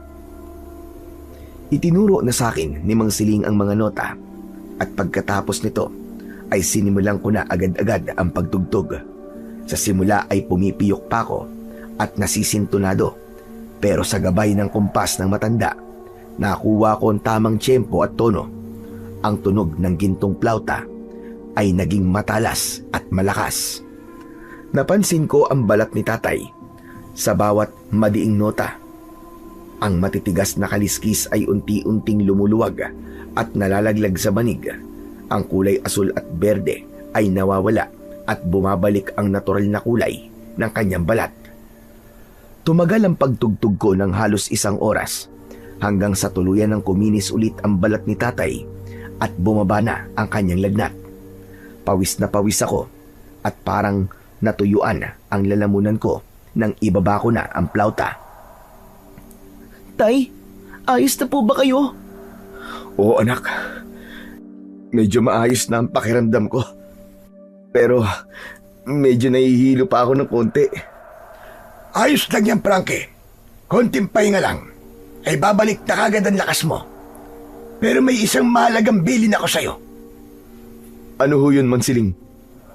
Huwag ka na munang lalapit sa taong may gawa nito sa'yo. Dahil pwede ulit siyang gumawa ng sumpa. Sino po ba ang taong yun, Mansiling? Makikilala niyo siya bukas. Makikita ninyo. May lilipat sa kanya ang ginawa niyang sumpa. Kinabukasan, pagising namin ni tatay, ay dumiretso kami sa gripo para sumubok. Tay, kumusta? Napapaso pa din po ba kayo?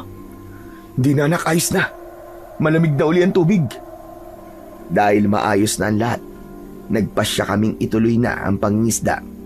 Pagdating namin sa may bangka, sinubukan ulit ni tatay na isawsaw ang kanyang mga paa. Laking tuwa niya nang wala nang nangyaring masama sa kanya. Tumuloy na kami sa laot at nangisda. Pero habang nangingisda kami, napansin ko na parang may nakatingin sa amin. Pero pagtingin ko sa paligid, wala namang tao. Wala rin akong nakikitang bangka. Kaya naman, binaliwala ko ang pangyayaring yon. Mabilis na lumipas ang oras. Agad na napuno ang mga banyera namin. Kaya naman, nagpasya na kami ni tatay na umuwi. Pagdaong ng aming bangka, laking gulat namin nang makitang maraming tao ang naghihintay sa amin. Sila ang grupo ni Mang Lazaro. Nangilabot ako sa aking nakita. Halos lahat sila ay may sakit tulad ng kay tatay. Lumapit si Mang Lazaro sa amin at galit na galit siya. Kayo may gawa nito sa amin. Anong klaseng sumpa ito? Bakit ganito ang mga itsura namin? Teka. Ano ba sinasabi mo, Lazaro? Wala kaming kinalaman sa nangyayari sa'yo. Huwag ka na magmaang-maangan pa. Alam namin na doon kayo nangingisda sa isla ng mga Magindara. Nakita kayo ng tauhan ko. Kaya pala madami kayo nauhuling isda. Dahil malamang sa malamang ay nakipagkasundo kayo sa mga aswang na naroon. Hindi totoo ang mga sinasabi mo. Anong hindi totoo? At sabihin mo, inaalay nyo kami mga kapwa nyo mangingisda kapalit na masaganang huli. Galing sa kanila ang sumpang ito, hindi ba? Sabihin mo! Mali ang paratang mo, Lazaro. Hindi ko gagawin yun. Sa katunayan, ako ang unang biktima ng sakit na yan. Kagabi lang, tinubuan ako ng mga kaliskis sa buong katawan ko. At hindi ako makatapak sa dagat dahil napapaso ako. Nagsisinungaling ka. Bakit kayo wala ka ng sakit? Nawala na. Kasi ginamot ako. Ibinalik na ang sumpa sa tunay na may gawa nito. Anong ibig mo sabihin? Na kaming lahat ay kinulam ka? Kaya kami naman ang may kaliskis ngayon? Nagpapatawa ka ba?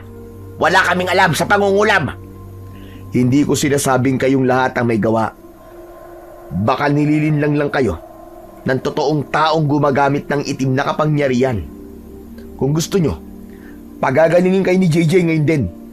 Pero tandaan nyo, kapag ginawa niya yon, ang sumpa ay babalik sa totoong may sala. Nagkatinginan ang mga mangingisda. Baka sa kanila ang pag-aalinlangan. Ano? Papayag ba kayo? Hindi pwede. Huwag kayo maniniwala sa kanya. Baka lokohin lang tayo niyan. At may kung anong mangyari sa atin. Kawawa naman ang itinuturo nilang may sala na wala namang kasalanan. Pero Lazaro, hindi ko na kaya ang kati. Parang kinakain ng balat ko. JJ Iho, sige na. Pagalingin mo na kami.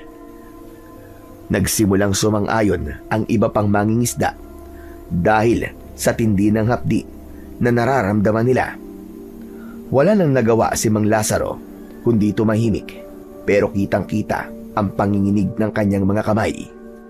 Bumagitna na ako sa kanila. Inilabas ko ang gintong plauta at dahan-dahang inilapat sa aking bibig. Sinimulan ko ang pagtugtog ng himig na itinuro ni Mang Siling. Isang himala ang nakita ng lahat. Ang mga matitigas na kaliskis sa braso ng mga mangingisda ay nagsimulang maglaglagan sa buhangin. Unti-unting kuminis ang kanilang balat at nawala ang pamumula. Pero habang gumagaling sila, kabaligtaran naman ang nangyayari kay Mang Lazaro.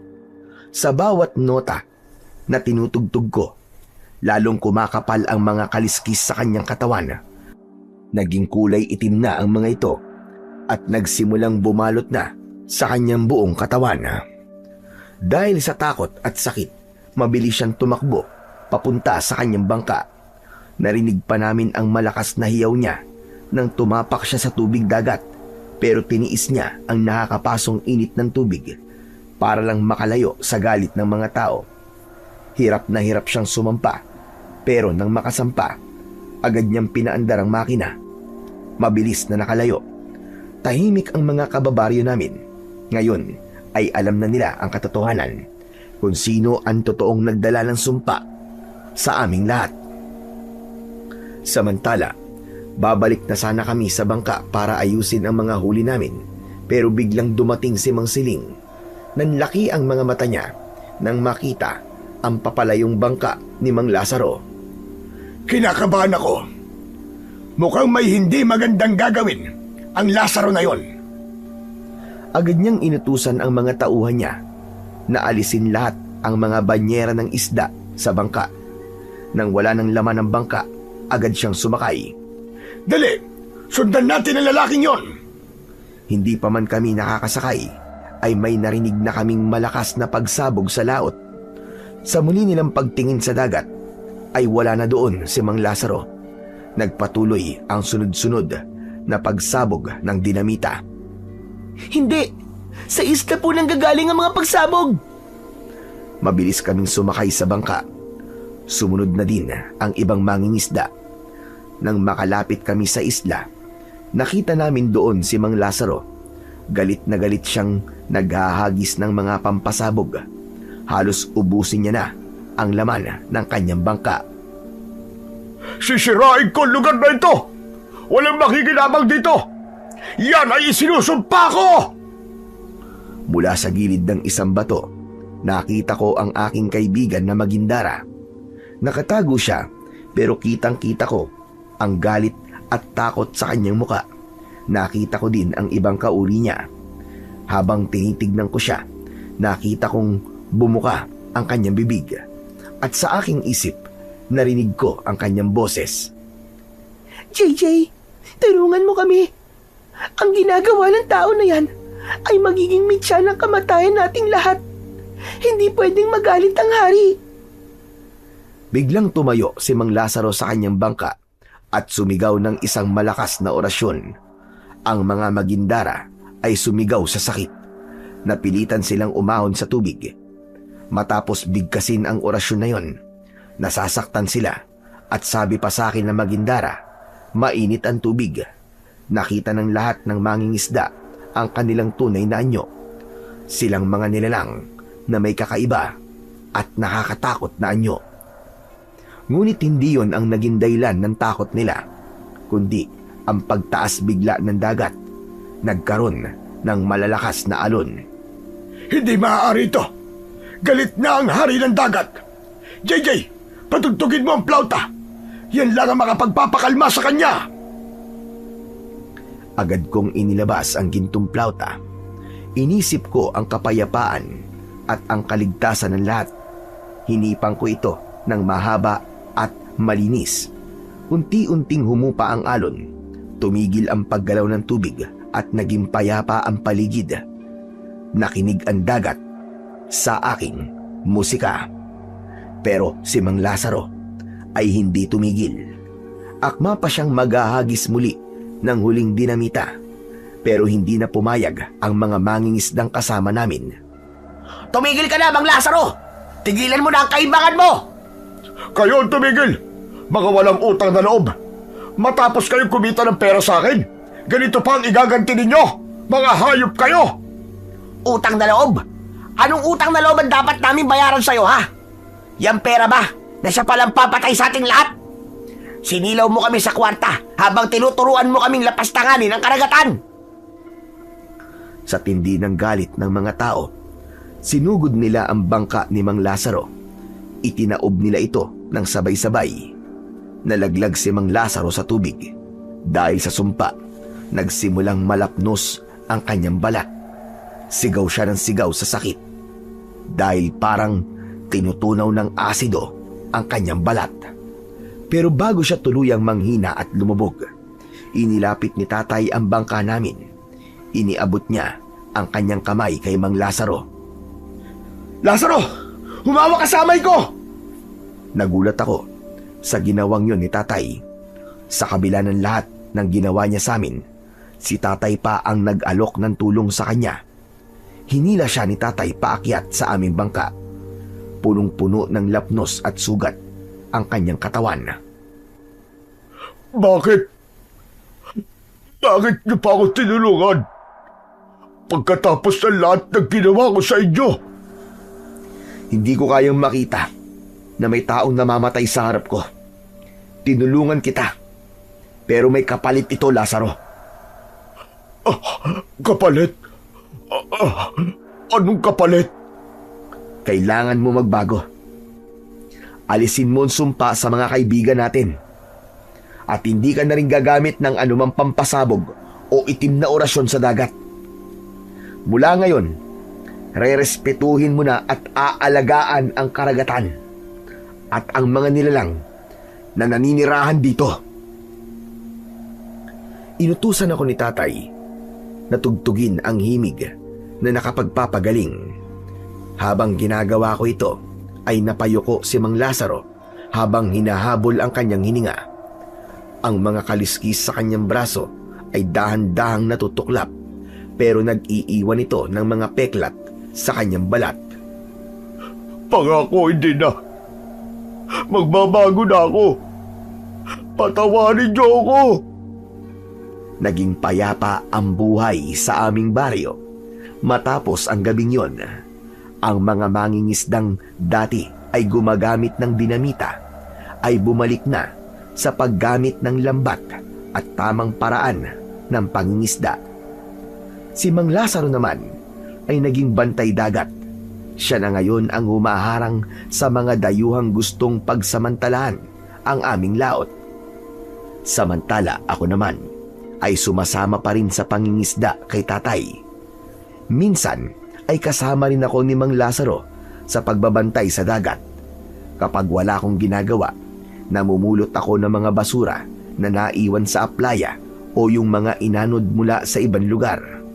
Gusto ko kasing laging malinis ang tubig para hindi mahirapan ang mga nilalang na nakatira doon. Yung gintong plauta naman ay nanatili sa akin. Hindi ko ito ibinenta o ipinagmayabang. Sa halip ay ginamit ko ito sa pagtulong. Magmula nang malaman ng mga tao ang kakayahan ng aking plauta, hindi na lang ako naging ordinaryong mangingisda. Naging albularyo na din ako. Ginagamit ko ang musika ng plauta para gamutin ang mga may sakit na kababaryo namin. Marami ang naging gamit ng plauta. Hindi lang ito naging instrumento sa pangingisda o panggagamot. Naging simbolo din ito ng pagkakaisa sa pagitan ng mga tao at ng mga nilalang na nasa ilalim ng tubig. Dito na po nagtatapos ang aking kwento. Maraming salamat po sa pagbabasa ng aking sulat, Sir Blair. Pero may pahabol pa po ako. Iiwan ko ang isang mahalagang aral para sa lahat. Alagaan natin ang dagat. Kailangan nating alagaan ang dagat dahil ito ang pangunahing pinagmumulan ng ating pagkain. Halos lahat tayo ay umaasa sa mga isda at iba pang lamang dagat para sa ating pang-araw-araw na pamumuhay.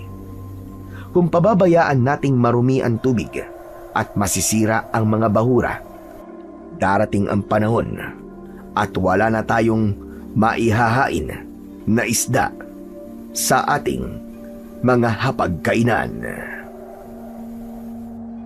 Ipinapakita po ng kwentong inyong napakinggan na ang dagat ay hindi lamang pinagkukunan ng pagkain at kabuhayan, kundi isang banal na handog ng Panginoong Diyos na sumasalamin sa kanyang kasaganaan at pagmamahal sa sangkatauhan.